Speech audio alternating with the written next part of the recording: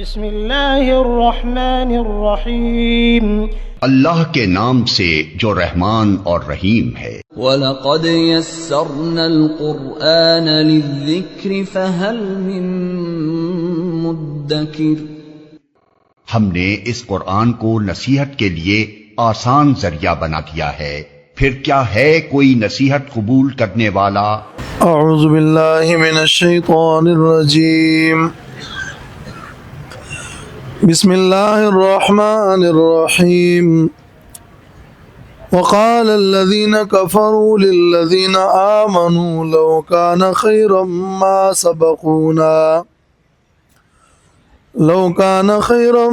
سبقونا إليه وإذ لم يهتدوا به فسيقولون هذا إفك قديم۔ سورۃ الاحقاف کی یہ آیت نمبر 11 ہے، اور اس آیت میں کافروں کا ایک قول نقل کیا گیا ہے کہ وقال الذین کفروا، کافر لوگ کہتے ہیں، للذین آمنوا، ایمان والوں کے بارے میں، لو کان خیرا ما سبقونا الیہ، اگر یہ خیر ہوتا تو سبقت نہ کرتے یہ لوگ ہم پر، الیہ، اس کی طرف۔ کافر لوگ ایمان والوں کے بارے میں یہ کہتے ہیں کہ یہ ایمان والے ایمان کی طرف جو انہوں نے سبقت کی اور ایمان لائے ہیں، یہ اس لیے کہ یہ لوگ ناسمجھ ہیں، کمزور ہیں، غریب ہیں، فقیر ہیں، مسکین ہیں۔ اگر یہ ایمان اور ایمان لانا یہ کوئی خیر کا کام ہوتا تو سب سے پہلے ہم اس کی طرف رجوع کرتے اور ہم سبقت کرتے، اس لیے کہ ہم بڑے لوگ ہیں، امیر لوگ ہیں اور ہوشیار ہیں۔ گویا کہ مدار حقانیت کا اس پر رکھا کہ جب غریب لوگ اس کے پیروکار ہیں، حضرت بلال، حضرت عمار، حضرت صہیب، حضرت خباب رضی اللہ تعالی عنہم جیسے غریب صحابہ کرام، ان کے بارے میں ان کا یہ کہنا تھا، لو کان خیرا ما سبقونا الیہ، ایمان خیر ہوتا تو یہ ہم پر سبقت نہ لے جاتے۔ للذین آمنوا میں یہ لام خطاب بھی ہو سکتا ہے۔ لام خطاب ہوتا تو پھر معنی یہ کہ کافر لوگ کہتے ہیں ایمان والوں سے مخاطب ہو کر کیا کہتے ہیں، لو کان خیرن، اگر یہ خیر اور بھلائی ہوتی ایمان لانا، ما سبقونا، لیکن اس صورت میں پھر یہ ما سبقونا میں یہ سبقو کی ضمیر ہے، یہ پھر غائب کی ہے، تو وہ سبقت نہ لے جاتے ہم پر، تو پھر ہم کہیں گے کہ یہ التفات ہے خطاب سے غائب کی طرف، غیبت کی طرف، تو خطاب سے غیبت کی طرف التفات ہوگا۔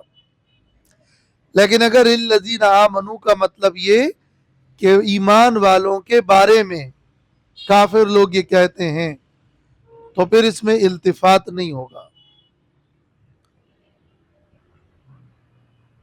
وقال الذین کفروا، اور کافر لوگ کہتے ہیں، للذین آمنوا، ایمان والوں کے بارے میں، لو کان خیرا، اگر یہ ایمان خیر ہوتا، ما سبقونا، تو یہ سبقت نہ کرتے ہم پر، الیہ، اس ایمان کی طرف، جیسے ایک اور آیت میں انہوں نے کہا کہ اہؤلاء من اللہ علیہم من بیننا، کیا یہ لوگ ہیں جن پر اللہ تعالیٰ نے ہمارے درمیان احسان کیا؟ ان کے پاس تو کچھ بھی نہیں، یہ تو کمزور ہیں، یہ تو مسکین ہے، اور یہ لوگ ایمان لائے ہیں۔ وَإِذْ لَمْ يَهْتَدُوا بِهِ فَسَيَقُولُونَ هَذَا إِفْكٌ قَدِيمٌ، اور جب انہوں نے اس قرآن کے ذریعے سے رہنمائی نہیں لی تو ان غریب کہیں گے وہ ھذا افکن قدیم، کہ یہ تو پرانا جھوٹ ہے۔ جب وہ قرآن کو سمجھے نہیں تو پھر یہی کہیں گے کہ یہ جھوٹ ہے۔ محاورہ ہے کہ الناس اعداء لما جہلوا، لوگ اس چیز کے دشمن ہوتے ہیں جس سے جاہل ہوتے ہیں۔ جب ایک بات سمجھ میں نہیں آتی تو اس کی مخالفت کرتے ہیں، جب قرآن اور اس کی حقانیت ان کو سمجھ نہیں آتی تو وہ قرآن کو افکن قدیم کہتے ہیں۔ جب انہوں نے یہ حاصل نہیں کی اور جب ہدایت یافتہ نہیں ہوئے اور جب وہ قرآن کے علوم پر انہوں نے احاطہ نہیں کیا، ان کے کی سمجھ میں نہیں آئی، تو فَسَيَقُولُونَ هَذَا إِفْكٌ قَدِيمٌ، تو پھر یہی کہیں گے کہ یہ افکن قدیم ہے۔ قدیم کا مطلب تفسیر ابن کثیر میں ہے قدیم معصور عن الناس الاقدمین، پرانے لوگوں سے یہ منقول ہے۔ پہلے زمانے کے لوگ تھے، وہ ان کی پرانی پرانی باتیں ہیں، وہ اس میں ہے۔ اور افکن کا مطلب ہے گھڑا ہوا جھوٹ۔ افکن کہتے ہیں بڑے جھوٹ کو جس کو خود سے گھڑ لیا ہو۔ تو وہ قرآن کے بارے میں کہتے تھے کہ ھذا افکن قدیم، یہ اپنی طرف سے گھڑا گیا ہے، معاذ اللہ، جھوٹ ہے۔ اور قدیم پرانی باتیں ہیں جو اب پرانے لوگوں کی پرانی ہو چکی ہیں، وہ نقل ہو رہی ہے۔ اور یہی اعتراض آج کے روشن خیال فرنگی کا بھی، کہ نبوت کو ایک قدیم متوارث شعبہ جنون ہی کہنے پر مصر ہے۔ تفسیر ماجدی، تو ھذا افکن قدیم، اور یہ معنی بھی ہو سکتا ہے کہ وَإِذْ لَمْ يَهْتَدُوا بِهِ، جب ان کو یہ حاصل نہیں ہوتا، تو جب کسی کو کوئی چیز حاصل نہیں ہوتی تو پھر برائی کرتے ہیں، انگور کٹھے ہیں، تو یہ وَإِذْ لَمْ يَهْتَدُوا بِهِ فَسَيَقُولُونَ ھذَا إِفْكٌ قَدِيمٌ۔ وَمِن قَبْلِهِ كِتَابُ مُوسَىٰ إِمَامًا وَرَحْمَةً، اور اس قرآن سے پہلے موسیٰ علیہ السلام کی کتاب تورات، وہ بھی امام و رحمہ، اس کو بھی ہم نے بنایا امام مقتدا، و رحمتاً، اور رحمت اور مہربانی۔ تو اس میں بھی قرآن مجید کی صداقت کا بیان ہے، اور ان کے اعتراض کے بالکل برخلاف۔ وہ کہتے ہیں کہ افکن قدیم ہے، اللہ نے فرمایا نہیں، اس سے پہلے تو کتاب موسیٰ تورات بھی گزری ہے، وہ تو بہت قدیم سچ ہے، یہ افک قدیم نہیں ہے بلکہ یہ قدیم سچ ہے۔ وَمِن قَبْلِهِ، اس کتاب قرآن سے پہلے موسیٰ علیہ السلام کی کتاب بھی امام اور رحمت تھی، اور امام یعنی مقتدا، اس کی پیروی کی جائے وہ امام ہے، چاہے وہ شخص ہو یا کتاب ہو یا کوئی قول ہو۔ اور رحمتن چونکہ اللہ کا کلام رحمت ہے اور باعث رحمت ہے اور سبب رحمت ہے. امام و رحمہ عقائد کے باب میں بھی امام اور احکام میں بھی اس پہ عمل کرنا باعث رحمت تھا. لیکن ومن قبلہ وَهَذَا كِتَابٌ مُصَدِّقٌ لِسَانًا عَرَبِيًّا، اور یہ عظیم الشان کتاب ہے، تصدیق کرنے والی ہے پچھلی کتابوں کی.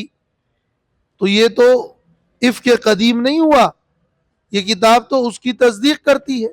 تصدیق اور پہلے موسیٰ علیہ السلام کی کتاب تھی لسان عربیہ، اور فصیح زبان میں، عربی کی واضح زبان میں. عربین کا مطلب ہے فصیحاً بینا. یہ قرآن عربی زبان میں ہے اور فصیح اور واضح زبان میں ہے. لِيُنذِرَ الَّذِينَ ظَلَمُوا، تاکہ ڈرائیں ان لوگوں کو جنہوں نے ظلم کیا، کافروں کو. وَبُشْرَى لِلْمُحْسِنِينَ، اور خوشخبری ہے نیکی کرنے والوں، احسان کرنے والوں کے لیے. 4 صفات ذکر ہو گئی قرآن مجید کی کہ مصدق ہے، لسان عربیہ ہے، اور یہ 2 صفات ہیں. پھر 2 فائدے ہیں. ایک فائدہ انذار ہے، کافروں کو ڈرائیں عذاب سے، اور دوسرا فائدہ وبشرا. وبشرا کا مطلب یعنی ولیبشر، اور بشرا ہے للمحسنین، جو عمل بالقرآن کرنا چاہتے ہیں. محسنین سے یہاں کو کیا مراد ہے؟ یعنی جو مطیعین اور قرآن کے پیغام کے اوپر ایمان لا کر اس کے اوپر چلنا چاہتے ہیں، ان کے لیے بشرا، خوشخبری بھی ہے. تو یہ بھی مضمون ہوا صداقت کتاب اللہ کا اور دلیل نقلی موسیٰ علیہ السلام سے. ان الذین قالوا ربنا اللہ ثم استقاموا، یہ اب وہ بشرا اور ایمان والوں کے لیے خوشخبری ہے. بے شک وہ لوگ جو کہ کہتے ہیں ربنا اللہ، ہمارا رب اللہ ہے، ثم استقاموا، پھر وہ اس پر ڈٹ گئے، فلا خوف علیہم، تو ان پر کوئی خوف نہیں ہوگا، ولا هم يحزنون، اور نہ ہی وہ غمگین ہوں گے. حامیم السجدہ آیت نمبر 13 میں یہی استقامت والوں کے لیے تفصیلی خوشخبری اور اس کا تفصیلی بیان تھا. وہ ایک مقام دعوت اور دعوتی مقام تھا، تو وہاں ذرا تفصیل سے کام لیا، اور یہ اب اختصار ہے. اولئک اصحاب الجنت خالدین فیہا، یہ جنتی ہیں، یہی لوگ ہیں جنت والے، ہمیشہ رہیں گے جنت میں. جزاء بما کانوا یعملون، بدلہ ہے ان اعمال کی وجہ سے جو وہ لوگ عمل کرتے تھے. الاعمال سبب لنیل الرحمہ، اعمال رحمت کے حصول کا سبب ہے. سورۃ زخرف آیت نمبر 72 میں تفصیل سے یہ مضمون گزر چکا ہے. وَوَصَّيْنَا الْإِنسَانَ بِوَالِدَيْهِ إِحْسَانًا حَمَلَتْهُ أُمُّهُ كُرْهًا وَوَضَعَتْهُ كُرْهًا. یہ اب اس سورت کا اگلا حصہ ہے جس میں 2 قسم کے انسانوں کا ذکر ہے. ایک وہ انسان ہے جو اپنے والدین کا فرما بردار ہے اور حسن سلوک کرنے والا ہے. دوسرا وہ انسان ہے جو نافرمان ہے اور مکذب ہے. جس طرح اس سے پہلے منکرین اور مکذبین کا بھی ذکر ہوا اور محسنین کا بھی ذکر ہوا، وبشرا للمحسنین، تو عام اچھے انسان اور عام مکذبین کی طرح ایسے مکذبین بھی ہے جو اپنے والدین کے محسنین اور اپنے والدین ہی کے مکذبین ہیں. تو عموم سے عام نافرمان اور فرمانبردار سے خاص نافرمان اور فرمانبردار کا ذکر ہے. اور اس میں یہ تسلی کا پہلو ہے کہ یعنی عام لوگوں میں مکذبین کی موجودگی، اس سے کیا تعجب. کبھی ایسا ہوتا ہے کہ اپنی اولاد ہی انسان کی بات نہیں مانتی، تو محسنین اور مکذبین تو اپنی اولاد کے اندر بھی پائے جاتے ہیں. تو اے پیغمبر آپ تسلی رکھیں، کوئی ماننے والا ہوگا، کوئی نہ ماننے والا ہوگا. اور فروعی اور جزوی طور پر اور بالخصوص والدین کے ساتھ حسن سلوک کرنے کی جو ترغیب ہے وہ تو ان آیات میں واضح ہے ہی، لیکن عمومی طور پر مضمون سے جو ربط ہے وہ یہ ہے. اور یہ مضمون سورۃ لقمان اور سورۃ عنکبوت وہاں پر بھی گزرا ہے. خاص قریبی اس قسم کے الفاظ میں، ورنہ اور تو قرآن کے تقریباً 14 مقامات پہ یہ تفصیل ہے والدین کے ساتھ حسن سلوک کا. وَوَصَّيْنَا الْإِنسَانَ بِوَالِدَيْهِ إِحْسَانًا، اور ہم نے وصیت کی ہے انسان کو والدین کے ساتھ حسن سلوک کرنے کی. وصیت کا مطلب ہے تاکیدی حکم. ایک شخص وصیت کب کرتا ہے؟ جب وہ مرتا ہے تو جو نصیحت کرتا ہے اس کو وصیت کہتے ہیں. اب مرتے وقت جو بات کی جاتی ہے اس کی ایک خصوصیت یہ ہوتی ہے کہ وہ انتہائی ضروری بات ہوتی ہے کہ وقت مختصر ہے. دوسری اہمیت اس کی یہ ہوتی ہے کہ گویا وہ قابل نسخ نہیں ہے کہ وہ آخر وقت میں ہی کر دی تو اب بات ختم. اور سوم یہ کہ کوئی نافرمان بھی ہو لیکن وصیت پر بعض اوقات عمل کرنے کی کوشش کرتا ہے.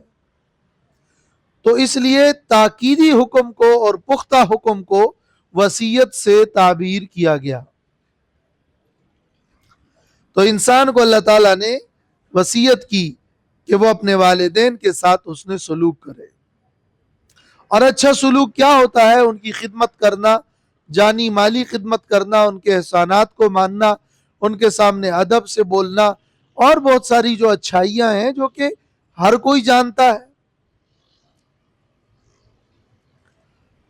حملتہ امہ کرہا ووضعتہ کرہا، ان کی ماں نے اس کو اٹھایا کرہا تکلیف کے ساتھ، پیٹ میں رکھا تکلیف کے ساتھ. کرہن یعنی بکرہن، پھر جب حروف جارہ حذف ہو گیا تو یہ منصوب ہو گیا. یا کرہن یعنی ذات کرہن، پھر یہ حال ہوگا کہ ماں نے اس کو پیٹ میں رکھا کرہن، اس حال میں کہ وہ تکلیف والی تھی، تو حالت تکلیف میں. وَوَضَعَتْهُ كُرْهًا، اور ان کو جنا تکلیف میں، تکلیف کے ساتھ. اب یہ تو دو بڑے احسانات خاص کر ماں کے ہو گئے. اور تیسرا وَحَمْلُهُ وَفِصَالُهُ 30 شَهْرًا، اور حمل اس بچے کا اور دودھ چھڑانا اس کا 30 شہرا 30 مہینے ہے. اب جننے کے بعد بھی تکلیف ہے دودھ پلانے کی، تربیت کی، پالنے کی، تو یہ تیسری تکلیف. اس لیے ماں کا حق وہ 3 درجے زیادہ ہے، جیسے کہ حدیث میں بیان ہوا ہے کہ یہاں بھی 3 باتیں کی گئی ہے: حملتہ امہ کرہا ووضعتہ کرہا اور وحملہ وفصالہ 30 شہرا. اور یہ تکلیفیں مشاہدے میں ہیں، اور اس کو جتنا بھی کھولا جائے اور دیکھا جائے اور مشاہدہ کیا جائے تو پتہ چلتا ہے کہ واقعی بہت بڑی تکلیف ہے جو ایک ماں اٹھاتی ہے، اور اس امید سے یہ تکلیف اٹھاتی ہے کہ بعد میں میری یہ اولاد ہوگی اور میرے لیے مفید ہوگی، اور اس ماں ہونے کے ناطے جو محبت ہے، جو خوشی ہے، وہ بھی ساتھ میں ہے۔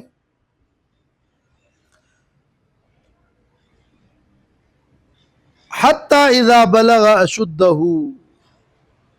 یہاں تک کہ جب وہ اپنی جوانی کو پہنچا۔ حتی کا مطلب یہ کہ استمرت حیاتہ، یہ سلسلہ حیات کا پھر اس کا چلتا رہا یہاں تک کہ وہ بالغ ہو گیا، جوانی کو پہنچا، 18 سال ہو گئے، 30-33 سال ہو گئے۔ اشدہ ایک قوت اور طاقت اور جوانی اور اس کی ایک عمر ہے، اور پھر یہ سلسلہ چلتا رہا، وبلغ 40 سنہ، اور وہ 40 سال کو پہنچا۔ اب تو گویا کہ بہت کچھ دیکھ چکا، اب تو عقل کامل ہو گئی اور ہو جانی چاہیے، اور 40 سال کے بعد پھر انسان میں کوئی بڑا تغیر واقع نہیں ہوتا، اس وقت تک وہ متغیر ہوتا رہتا ہے۔ 40 سال کے بعد اب گویا کہ اس کی زندگی کا آخری دور شروع ہوتا ہے، تو اس وقت پھر بالخصوص وہ ایک درمیانی عمر میں ہوتا ہے اور پختگی میں ہوتا ہے، تو وہ کہتا ہے اور دعا کرتا ہے، قال رب اوزعنی ان اشکر نعمتک التی انعمت علی، اے میرے رب توفیق دے مجھے، اوزعنی یعنی الہمنی، مجھے دل میں ڈال دے اور مجھے اس پر بند رکھے، ان اشکر نعمتک التی، کہ میں شکر کروں تیری اس نعمت کا، انعمت علی جو تو نے مجھ پر کیا ہے، وعلی والدی اور میرے والدین پر،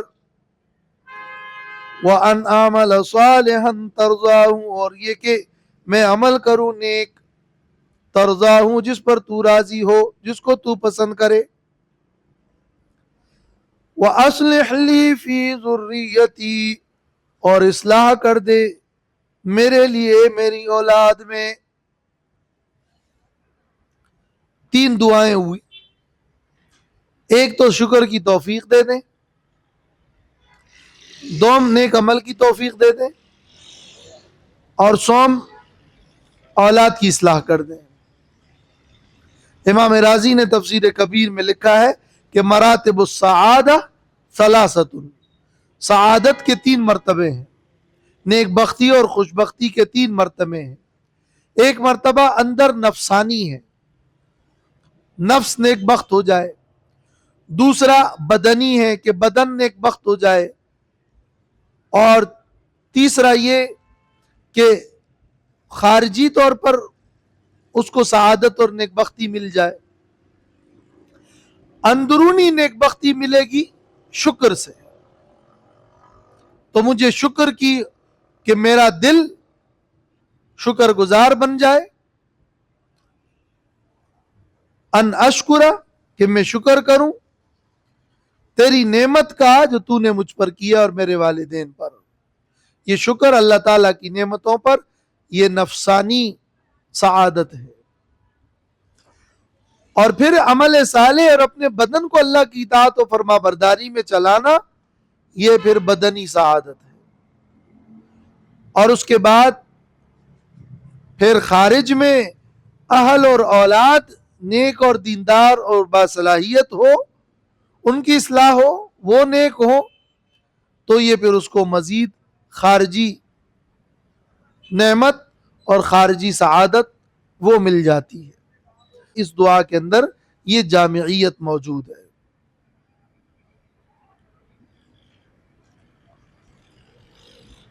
انی تبت الیک، بے شک میں نے توبہ کی ہے تیری طرف، میں نے توبہ کی ہے، رجوع کی ہے. 40 سال کے بعد کہہ رہا ہے، تو اس کا مطلب یہ کہ 40 سال جوانی کے اندر جوانی کا غلبہ تھا اور کم عقلی تھی اور عقل کی پختگی نہ تھی، تو اس وقت جو بھی کچھ ہوا ہے، اے اللہ اب میں توبہ کرتا ہوں، انی تبت الیک. تو 40 سال کے بعد تو بالخصوص گویا کہ توبہ کرنے کی ترغیب ہے. 40 سال کے بعد بھی ایک زندگی کی گویا کہ تجدید کرنی چاہیے.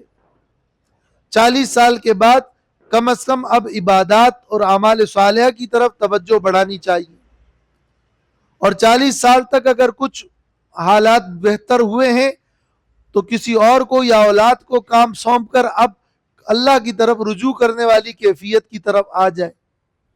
یہ انی تبت الیک پھر 40 سال بعد کہنا، اس میں ایک ترغیبی پہلو ہے کہ ایک سلسلہ چلا ناسمجھی کا، بچپنے کا، تکلیف کا، پھر 20 سے 40 سال کا کچھ کما لیا، کچھ کر لیا، کچھ کم عقلی کر لی، اب 40 میں عقل پختہ ہو گئی. اب آپ کی زندگی کا آخری دور ہے، تو اب اس دور میں کیا کریں؟ اب یہ کام نمٹانے کی کوشش میں لگیں. تو اب انی تبت الیک والا مرحلہ اس کے بعد شروع ہوتا ہے. اگر عقل کامل ہو گئی ہے تو وہ یہ کرے گا، انی تبت الیک. اصلح لی فی ذریتی، علماء کہتے ہیں یہ اصلح لی فی ذریتی کب کہہ رہا ہے؟ وَبَلَغَ 40 سنہ قال، 40 سال کے بعد کہہ رہا ہے اصلح لی فی ذریتی. گویا کہ اب 40 سال تک کم از کم اولاد ہونی چاہیے کہ سلسلہ چلے. یہ نہیں کہ 40 سال میں ہی پھر شادی ہو رہی ہو. کیا اشارہ مل رہا ہے کہ 40 سال ہو گئے تو اب آگے اولاد کو حوالہ کرو، اب زندگی کے آخری مراحل ہے. اس میں اشارتاً یہ چیزیں مل رہی ہیں. انی تبت الیک وانی من المسلمین، اور بے شک میں ہوں من المسلمین، مسلمانوں میں سے. میں نے گناہ اور جو کچھ بھی ہے وہ تو ترک کر دیا، یہ توبہ ہو گئی، صفت سلبی ہو گئی. اور اب میں تابعداروں میں اور مسلمانوں میں ہو گیا یہ صفت ثبوتیہ، کہ اب میں جھک گیا، تابع ہوں، مسلمان ہوں، اعمال بجا لا رہا ہوں. سلف کا معمول یہی کہ اب رجحان اطاعت کے کاموں کی طرف بڑھا دو.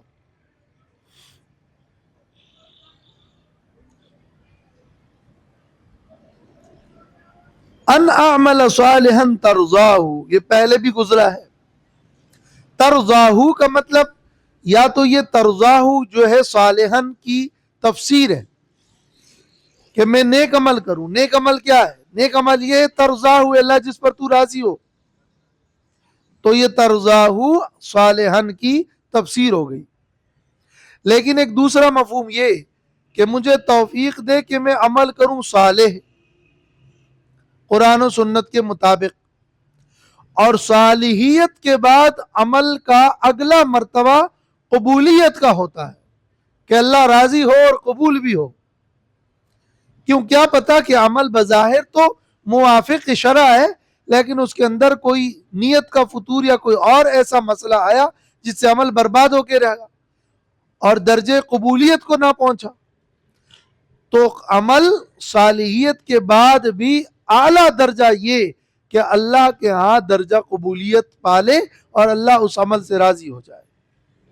پھر یہ صالحاً سے بھی بڑھ کر ترضاہ مزید ترقی ہے.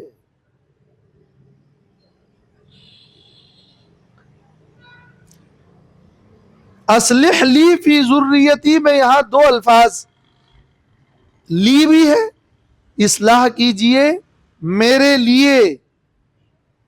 اصلح فی ذریتی نہیں بلکہ اولاد کی اس اصلاح کا فائدہ مجھے بھی ہو، تو لی کا لفظ بھی ہے. اور اصلح ذریتی اولاد کی اصلاح کر لے بغیر فی کے، یہ بھی ہو سکتا ہے، لیکن اولاد میں اصلاح کر لے کا مطلب یہ ہے کہ گویا یہ سلسلہ اصلاح کا اولاد کے اندر اولاد میں نسل در نسل جاری رہے.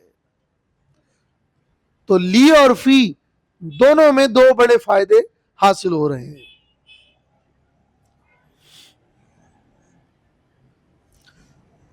اولئک الذین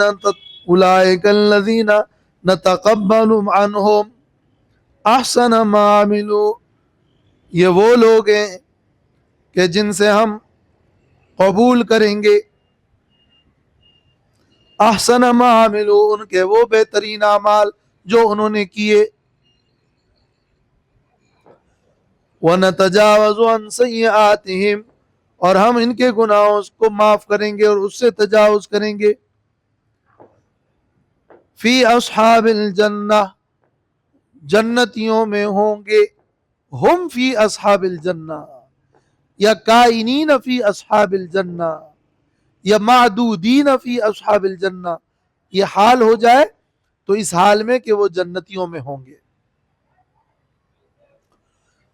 وعد الصدق الذی کانوا یوعدون، وعدہ ہے سچا،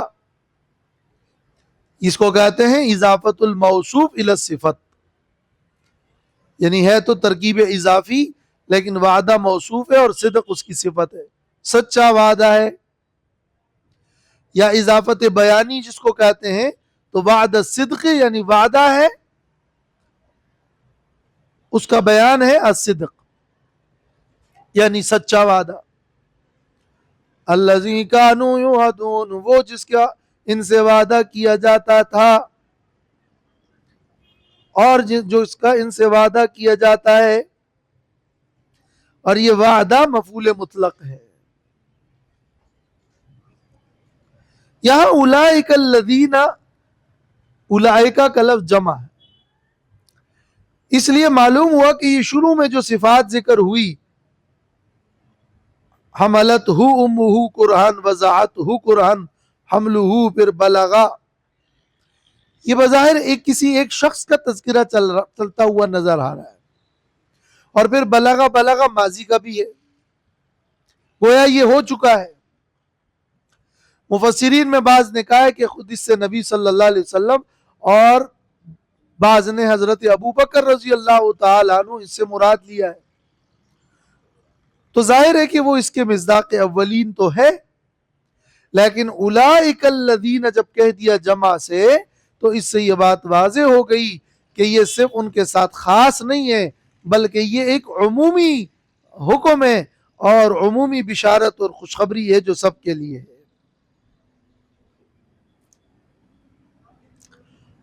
اب یہ نیک اور فرما بردار اولاد، اس کی یہ دعا ہوگی. روایات میں ہے کہ ابو معشر نے طلحہ بن مصرف ایک محدث سے سوال کیا کہ میری اولاد فسادی ہے، نافرمان ہے، اس کی شکایت کی. تو ان محدث نے ان سے کہا کہ استعن علیہ بہذہ الآیہ، اس آیت سے مدد لو، اس آیت کے ذریعے دعا کرو. اولاد کے لیے دعا کرنے کے لیے یہ آیت ایک بہترین وظیفہ اور نسخہ ہے.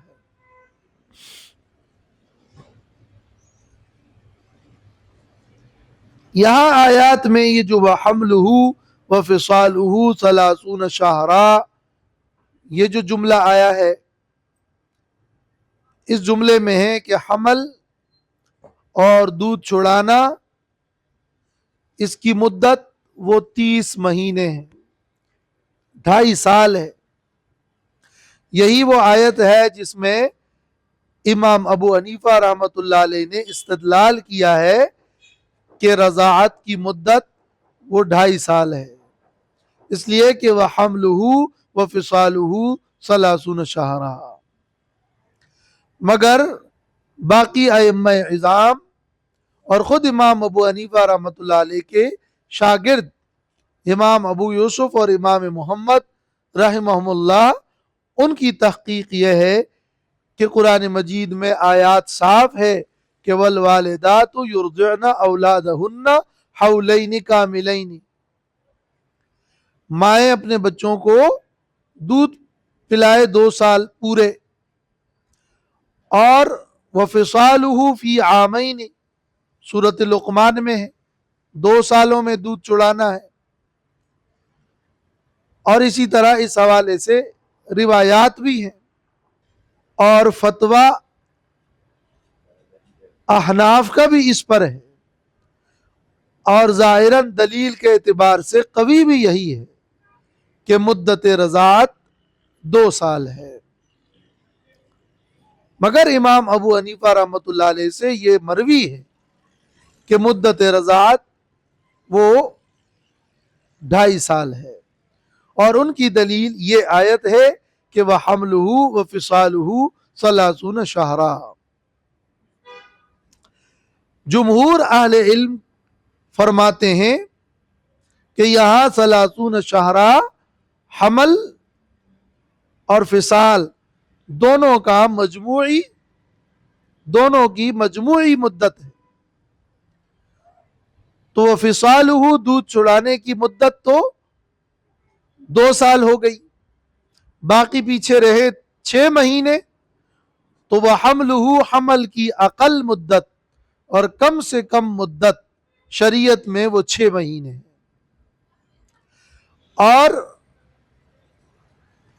یہ بات حضرت عثمان رضی اللہ تعالیٰ عنہ کے اس واقعے میں بھی مروی ہے کہ جب ایک عورت کی شادی ہوئی اور 6 ماہ بعد ان کا بچہ پیدا ہوا تو ان کا شوہر حضرت عثمان کے پاس آیا۔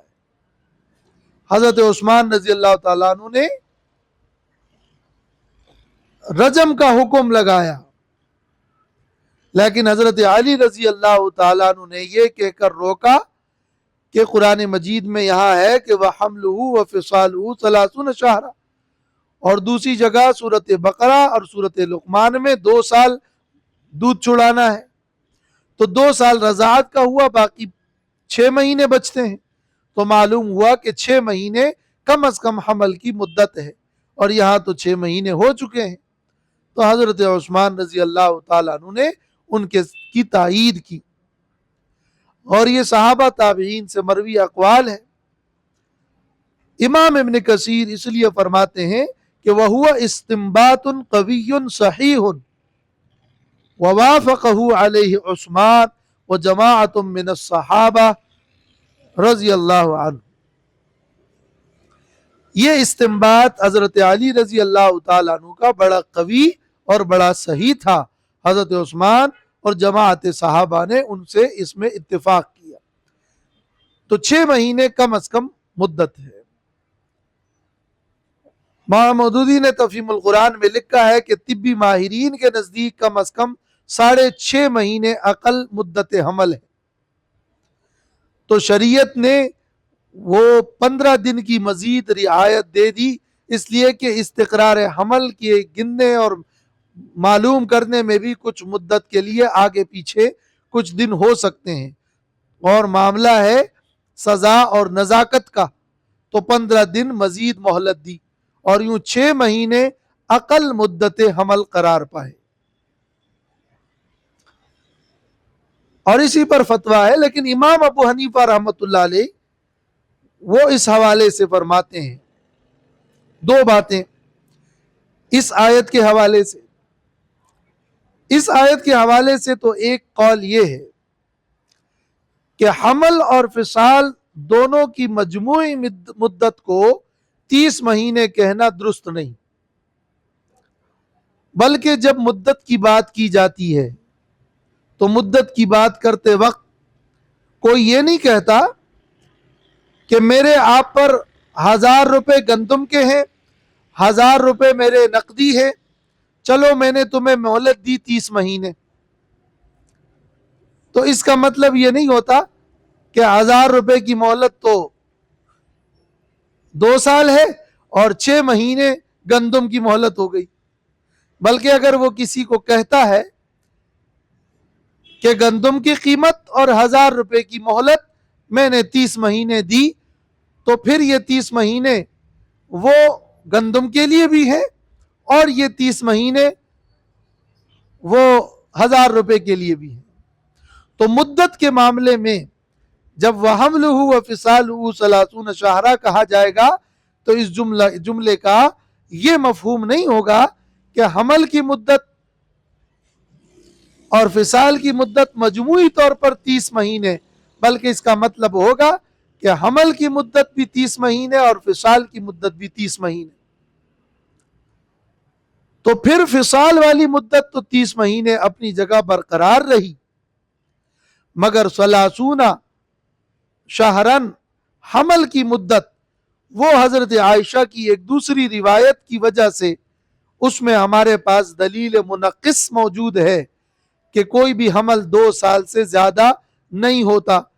وہ روایت اس نے اس حمل کی مدت کے اندر تخصیص کر دی اور یوں 30 شہرن اپنی جگہ برقرار رہا. یہ راجح قول نہ ہونے کے باوجود اس لیے بتا رہا ہوں کہ کم از کم یہ اندازہ ہو کہ مجتہدین جب اجتہاد کرتے ہیں تو ان کے کیا دلائل ہوتے ہیں اور وہ کیوں ایسا کہتے ہیں، جبکہ صریح آیات آپ کہتے ہیں موجود ہے حولین کاملین اور عامین. تو یہ اس کا ایک مفہوم جو بیان کیا گیا ہے. ابن الحمام نے فتح القدیر میں امام ابو حنیفہ کے اس قول کی یہ وضاحت نقل کی ہے اور یہ بھی فرمایا ہے کہ وہ جو 2 سال والی بات ہے وہ مدت رضاعت نہیں بلکہ استحقاق اجرت رضاعت کا ذکر ہے کہ ایک مطلقہ عورت بچے کو دودھ پلائے اور اس کو اجرت دی جا رہی ہے تو اجرت اس کو 2 سال کی ہی دی جائے گی. وہ آیات 2 سال کی اجرت والی آیات ہیں، مدت رضاعت والی آیات نہیں. اور اس کی دلیل اور اشارہ یہ بھی ہے کہ وہاں چونکہ آیت میں حولین کاملین کے بعد فَإِنْ أَرَادَا فِصَالًا، فَإِنْ أَرَادَا میں فا کا لفظ ہے، پس اگر پھر وہ دودھ چھڑانے کا ارادہ کرے، یعنی 2 سال کے بعد دودھ چھڑانے کا ارادہ کرے، تو 2 سال کے بعد دودھ چھڑانے کا ارادہ تو پھر حولین کاملین سے ہو ہی چکا. پھر فا کا کیا مطلب ہے؟ معلوم ہوا کہ کچھ مدت ابھی کچھ باقی ہے جو 30 شہرن سے معلوم ہو رہا ہے. یہ امام ابو حنیفہ کی تحقیق ہے. تفسیر مدارک میں امام ابو حنیفہ کا یہ قول نقل کیا گیا ہے کہ وہ حملہ میں امام ابو حنیفہ نے معنی مراد لیا ہے کہ اس حمل سے پیٹ کا حمل مراد ہی نہیں ہے، بلکہ اس سے مراد ہے کہ یعنی ہاتھوں میں اٹھانا، بچے کا گود میں لینا، گود میں اٹھانا، حملہ گود میں اٹھانا، وفصالہ اور دودھ چھڑانا، یہ 30 مہینے ہیں. تو 30 مہینے تک پھر مدت رضاعت ہے اور یہ حمل وہ پیٹ میں رکھنے والا حمل مراد نہیں. جیسے کہ قرآن میں حضرت مریم نے عیسیٰ علیہ السلام کو جب گود میں لائی تو وہاں ہے تحملہ، اور فرشتے تابوت لے کر آئے تو تحملہ الملائکہ، تو تحملہ وہاں پر ہاتھوں میں اٹھانا ہے، تو وہ حملہ میں بھی یہاں ہاتھوں سے اٹھانا مراد ہے. وہ آیات اس کی دلیل کے طور پر یعنی اس حمل کے معنی میں ہاتھوں میں اٹھانے والے معنی کے طور پر پیش کرتے ہیں اور فرماتے ہیں کہ وجہ یہ بھی ہے کہ حملتہ امہ میں تو حمل کا ذکر آ گیا، یہ ایک نعمت، ایک تکلیف. پھر وضعتہ وضع ہو گیا، وضع ہونے کے بعد اب حملہ جو آئے گا وہ پھر حمل نہیں ہوگا، وہ ہاتھ میں اٹھانا ہوگا، کہ یہ پھر ایک نیا معنی ہوگا اور اسی ترتیب میں ہوگا. بہرحال والراجح ما قال الجمہور، لیکن امام ابو حنیفہ کے جو دلائل تھے وہ بھی میں نے ساتھ میں صرف کچھ بیان کر دیے کہ ان کی یہ رائے اور یہ تحقیق کیوں ہے. اس لیے علماء احناف وہ فتویٰ یہ دیتے ہیں کہ 2 سال کے بعد دودھ نہ پلائیں بچوں کو، حتی الامکان دودھ مدت رضاعت دودھ پلانے میں 2 سال ہی رکھیں. لیکن کوئی بچہ بہت کمزور ہے اور سوائے دودھ کے وہ اب کچھ کھا پی نہیں سکتا اور اس کی صحت خراب ہو رہی ہے تو 6 مہینے کی مزید گنجائش ہے، ورنہ کوشش یہ کریں کہ 2 سال میں ہی ختم کریں، اس لیے کہ اگر مدت رضاعت 2 سال ہی ہے تو اس کے بعد پلانا تو حرام ہے، تو حرمت نہیں رہے گی۔ 2.5 سال کے بعد پلانا حرام، 2 سال تک چھڑا لیں، بہتر اور صحیح۔ اور کچھ کمزور بچوں کی رعایت کے لیے یا ساتھ ساتھ میں غذا بھی شامل کرنے کے لیے 6 مہینے کی کچھ گنجائش ہے۔ اور جہاں تک حرمت کی بات ہے کہ مدت رضاعت میں دودھ پلانے سے وہ رضاعت والی حرمت ثابت ہو جاتی ہے، تو اس میں احتیاط یہ ہے کہ 2.5 سال کے اندر اندر اگر دودھ پلایا تو حرمت ثابت ہونی چاہیے، اس میں احتیاط سے کام لینا چاہیے۔ تو 2.5 سال والا قول اس زمرے میں پھر محتاط قول قرار پائے گا۔